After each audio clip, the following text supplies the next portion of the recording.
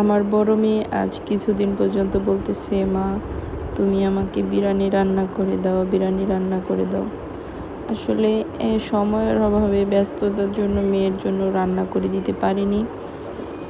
আর বাসায় চালটাও ছিল না, বাসমতি চাল কিনে নিয়ে আসলাম।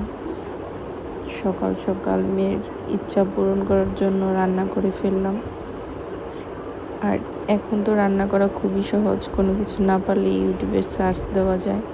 তো আমি প্রথমবারই করলাম, আগে কখনো করিনি রান্না বিরিয়ানি। মেয়ে তো অনেক খুশি হয়েছে, আর তাদের খুশিতেই আমি অনেক খুশি।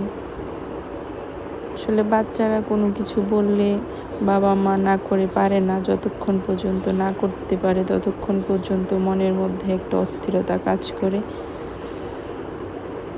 তো আমার মেয়ে খুবই খুশি হচ্ছে, সে আনন্দের সাথে খাবার খাচ্ছে, এটাই আমার শান্তি। আর রান্নাও ভালো হয়েছে।